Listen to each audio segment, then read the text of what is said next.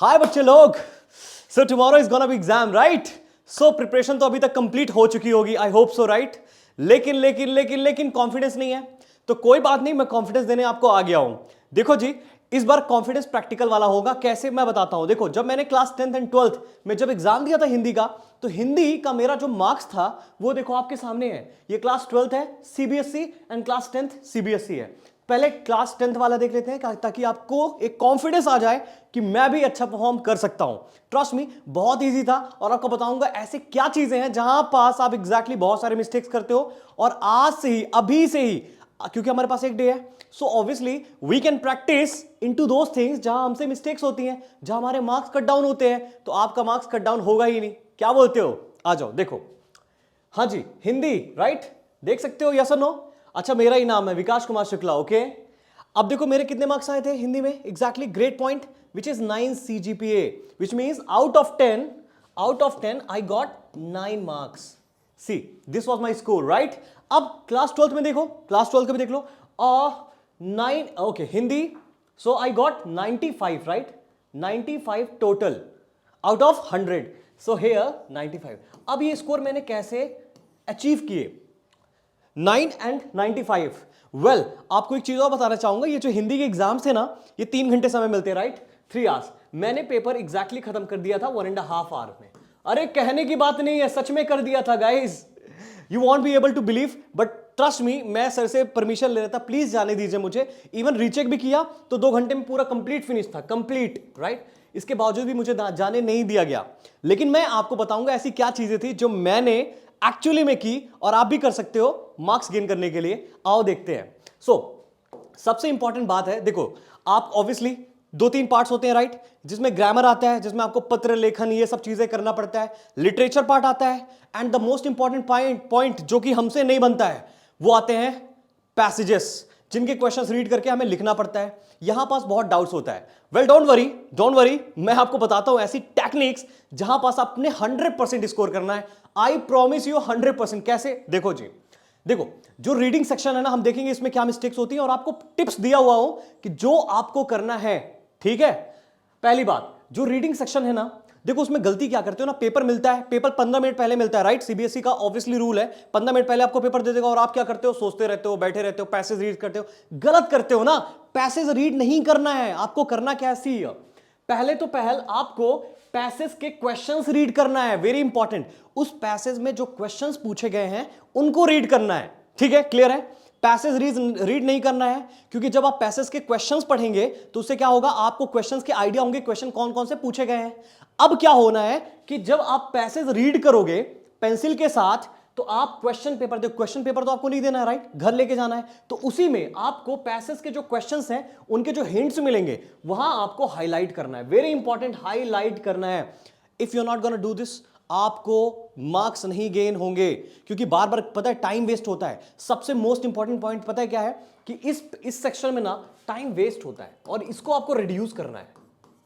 ठीक है, इसको आपको रिड्यूस करना है। और कैसे करेंगे? जो मैंने आपको टेक्निक बताई, ये टेक्निक ध्यान में रखना है। क्वेश्चन तो उसे क्या होगा ना, आप पहले से ही पॉइंट कर लेंगे राइट, अंडरलाइन कर लेंगे।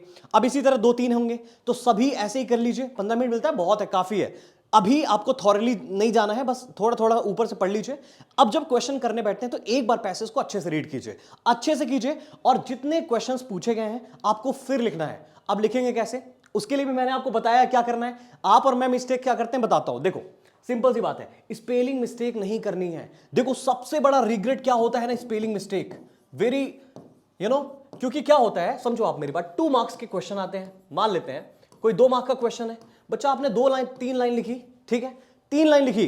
अब ये 3 लाइन में आप क्या करते हो ना, कम से कम 4 वर्ड्स आप रॉन्ग कर देते हो। एक यहां गलत, एक यहां गलत, एक यहां गलत, एक यहां गलत, एक यहां गलत।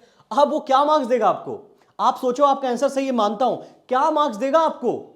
भाई आपने आधा मार्क यहां चला गया, आधा मार्क यहां चला गया, आधा मार्क यहां चला गया, आधा 2.5 आपके रॉन्ग है ना। क्योंकि एक अगर आपका मिस्टेक होता है, हाफ मार्क कट कर लेते हैं। तो आपको यह समझना है कि स्पेलिंग मिस्टेक नहीं करना है। तो क्या करें सर? तो प्रैक्टिस करो।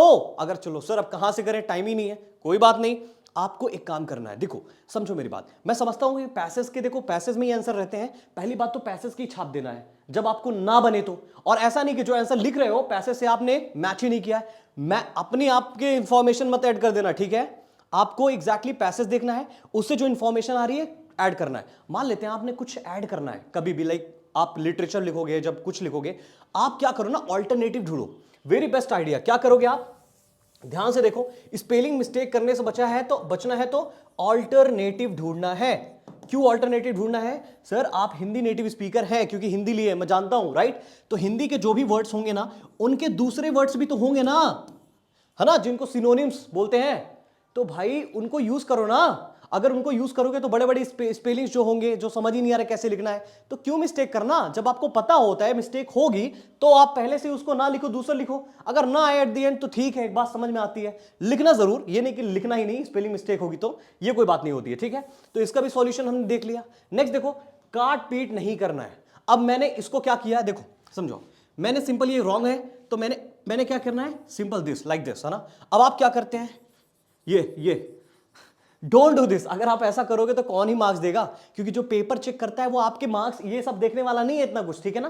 पेपर नीट एंड क्लीन दिखेगा, वो मार्क्स आपको तुरंत देगा। इवन आपके कभी गलत भी हो जाएंगे तो भी दे देते हैं आपको, वो इतने अच्छे होते हैं। लेकिन आप ही जो है, आप चाहते हैं कि उनका सिरदर्द हो आपका पेपर चेक करते वक्त, तो कैसे मार्क्स मिलेगा। तो ऐसे नहीं करना है, ठीक है, ऑलराइट। तो काट पीट नहीं करनी है, सिंपल कट करना है एक बार, दैट्स इट, ठीक है, उनको समझ में आ जाएगा।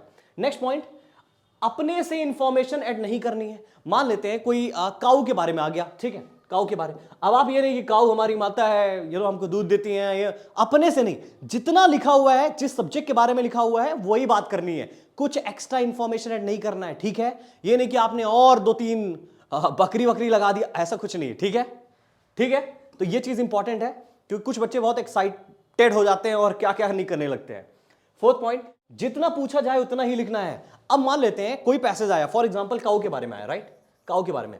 अब मुझे मालूम है कि आपको बहुत कुछ आता है, काऊ हमारी माता है, दूध देती हैं, ये सब नहीं लिखना है। जो पैसेज में इंक्लूड होता है, जिस सब्जेक्ट को लेकर होता है, वही चीज लिखनी है। अपने आप ज्ञान नहीं बांटना है उसमें, ठीक है, कि आप बकरी के बारे में लिख दो, वो भी हमारे दूध देती, क्या करना है आपको उतना ही लिखना है। क्योंकि कुछ बच्चे बहुत एक्साइटेड हो जाते हैं, कुछ भी लिखने लगते हैं, ऐसा नहीं करना है, ठीक है। सो ऑब्वियसली, और ये भी नहीं करना है कि एक पैसेज जो है वो पैसेज का पूरा छाप दो, आंसर पूरा छाप दो। अरे पूरा छापोगे तो गलत ही हो जाएगा। 1 मार्क्स का है तो सिंपल 2 लाइन, 2 मार्क्स का है 3 लाइन, दैट्स इट, उससे ज्यादा नहीं छापना है। पैराग्राफ छाप दिया तो वो देखकर ही गलत कर देंगे, पढ़ेंगे भी नहीं, ठीक है। Next point, proper format, okay, proper format में लिखना है, बहुत इंपॉर्टेंट है। फॉर्मेट आपका इंपॉर्टेंट क्यों है मैं आपको बताता हूं। जैसे आपने कोई आंसर लिखा, ठीक है, मैं समझ लेता हूं उस पैराग्राफ में एक बार इधर ले लिया, एक बार इधर पॉइंट ले लिया। बच्चा आपको ना पॉइंट पता होना चाहिए लिखना क्या है, ठीक है। तो उसके पहले या कहीं भी थोड़ा जगह एक रफ वर्क बना लो छोटा सा, वहां लिख लो कि मुझे लिखना कैसे आंसर। नहीं तो बाद में आप बोलोगे ओ मैं काश ये लिख देता, वो काश, ये जो काश वाला शब्द है ना, इसमें मत फंसना, ठीक है। तो पहले से आइडिया रखना कि लिखना क्या है। सो जितना क्लियर आइडिया होगा उतना अच्छा मार्क्स मिलेगा, सिंपल सी बात है, ठीक है। तो रीडिंग एंड राइटिंग के सेक्शंस में यही चीजें इंपॉर्टेंट थी जिसको आपको ध्यान रखना है, ठीक है। थर्ड पॉइंट आ जाओ। थर्ड पॉइंट, ग्रामर आ गया सर। ग्रामर में तो कुछ इंपॉर्टेंट है नहीं, क्योंकि राइटिंग के लिए मैंने आपको फंडामेंटल्स बता दिए क्या करनी है। अब ग्रामर में आपको फॉर्मेट में ध्यान रखना है, ठीक है, मोस्ट इंपॉर्टेंट भैया, सिंपल सी बात है। वो सब आप लिखते हो ना, हमारे यहां तो निबंध पत्र पता नहीं क्या क्या आता था। अब मुझे पता है, मैं हिंदी टीचर हूं नहीं, बट मैं आपको बता सकता हूं कि चीजें क्या करनी, क्योंकि हिंदी में ऑब्वियसली मैं मतलब बनना भी नहीं चाहता रहा था मैं, एनी हाउ टीचर हिंदी में, ठीक है। बट हिंदी कठिन नहीं है, राइट।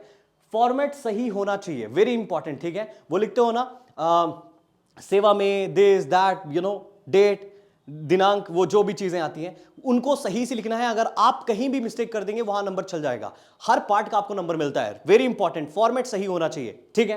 तो इतना ऐसा ही ध्यान रखना है, बाकी मैंने स्पेलिंग मिस्टेक ये सब चीजें आपको बता चुकी हैं। When it comes to literature, literature में बच्चे लोग के मार्क्स नहीं आते और कहते हैं कि मैंने तो पूरा लिख दिया सर फिर भी मार्क्स नहीं आए। अगर मार्क्स आपके कट डाउन है कहीं ना आपने जो लिखा है that is not exactly the वो चीज उसने पूछी थी, तभी तो मार्क्स कट डाउन हुए आपके। देखो सिंपल सा है, आपको ना एग्जैक्टली उसको एग्जैजरेट नहीं करना है, सब कुछ नहीं लिख देना है। You just have to write exactly the words that is being asked in the question. For example, जैसे देखो उसने किसी मतलब स्पेशली अगर आपको टेक्स्ट फ्रेजेस पता है, ठीक है ना, आपको एग्जैक्टली पता है जो आपने पढ़े हैं, है ना, मतलब आपके बुक के, तो वही छाप देना है, बस इतना सा करना है, ठीक है। इसमें मिस्टेक्स नहीं होनी चाहिए, वेरी इंपॉर्टेंट, ठीक है। सो राइटिंग के नाम से राइटिंग के नाम, सॉरी राइटर के नाम अच्छे से पढ़ना है, ठीक है। अब देखो बहुत सारे पोएम्स होते हैं, तो उस पोएम्स में जो लाइक राइटर्स होते हैं उनके नाम हम भूल जाते हैं, तो राइटर्स के नाम भी पढ़ लेना, ठीक है। और आपको सभी लाइक चीज़ें आनी चाहिए, मतलब उसमें कंफ्यूजन नहीं होना चाहिए, ठीक है। वेल हमारे यहाँ पूछा जाता था तो मुझे याद है, ठीक है। अब बोनस टिप्स दो इंपॉर्टेंट है, बहुत इंपॉर्टेंट है, मैं आपको बताता हूं। देखो वैसे तो मैं एक बोनस टिप्स आपको देना चाहूंगा। देखो बच्चा, जो क्वेश्चंस शुरुआत में आते हैं ना, आप देखो पहले जो क्वेश्चंस आपको आते हैं, मतलब बन जाएंगे, अभी आपने किया नहीं, बन जाएंगे, उनको स्टार कर दो। स्टार का मतलब इंपॉर्टेंट भी है, बन भी जाएंगे, ठीक है। जो क्वेश्चन डाउट है, कंफ्यूजन है, नहीं ऐसे, जो क्वेश्चन बनेंगे ही नहीं तो ऐसे कर देना है, ठीक है। अब जो क्वेश्चन ये वाले होते जाए उनको करेक्ट करते रहना है, करेक्ट करते रहना है। पहले इन क्वेश्चन को करो आप, फिर दूसरा आप हैश क्वेश्चन जो आपने डाउट लिखे हैं, फिर इनको करो आप, फिर थर्ड इनको करो आप। छोड़ना कुछ भी नहीं है, करना है, ठीक है। तो ये तीन आपको मैंने कैटेगरी दे दी, ये मैं करता था इसलिए मैं आपको बता रहा हूं, आज भी मैं करता हूं, ठीक है। दूसरी बात, बोनस टिप्स ये है कि कभी भी आप कोई भी सेक्शन लेते हैं, उस सेक्शन के प्रॉपर क्वेश्चंस कीजिए, यहां वहां नहीं करना है, ठीक है। तो उससे क्या होता है ना, देखो गलत नहीं है, मैं ये नहीं कहूंगा, बट स्टिल कि मतलब टीचर को ना एक वो मिलता है, लाइक बच्चा जैसा भी है बड़ा ही क्लीन वे से लिखा हुआ है, एनी हाउ, तो आपको ना थोड़ा सा ग्रेस दे देते हैं, अच्छा मार्क्स दे देते हैं एनी हाउ, ठीक है। तो वो ध्यान रखना। अच्छा, divide your time, very important guys, क्योंकि बहुत क्या इंपॉर्टेंट होता है ना, जो हम रीडिंग सेक्शन पहले करते हैं, अब वो आप पे डिपेंड करता है कि आप क्या करते हो। बट अगर मेरा ऐसा मानना है कि आप दोनों को कर सकते हो, ऐसा कोई दिक्कत नहीं है, क्योंकि क्या होता है, लिटरेचर अगर आपको अच्छे से बनता है, सभी क्वेश्चन बनते हैं, तो पहले करो, क्योंकि लास्ट में ना टाइम ज्यादा बचेगा। अगर आपने पहले ही टाइम ज्यादा वेस्ट कर दिया तो लास्ट में डीमोटिवेशन और प्रेशर होता है, जिसकी वजह से हम और नहीं कर पाते हैं, ठीक है। तो आपको क्या करना है, अपने टाइम को डिवाइड करना है, आ सेक्शन बा सेक्शन, ठीक है। तो आ सेक्शन में 1 घंटे देनी है या 1 घंटे 15 मिनट देना, उससे ज्यादा नहीं, ठीक है। और इसमें 1.5 घंटा मैक्स देना है बच्चा, क्योंकि उसके बाद 15 मिनट बचेगा, आप रीचेक कर पाओगे आपने सही लिखा है, सब चीजें सही की हैं। तो ये एक टेक्निक हो चुका है। अब ये बोनस टिप आपको यूज करना ही करना है, ठीक है। तो अगर आप इतनी बात ध्यान में रखेंगे, so I am very sure that you are going to score like 95 out of 100, और if it's about 10 then you will be able to score what 9 out of 10। अरे कर लोगे, जब मैंने किया है, और पता है आप पेपर बहुत जल्दी फिनिश कर दोगे। बस ये टेक्निक्स आपको याद रखनी है, and you are good to go. Guys, wish you all the best luck for the tomorrow's exam. और कोई बात नहीं, हंसते रहो, करते रहो, बाकी हम आपके साथ ही हैं, ठीक है। Bye bye.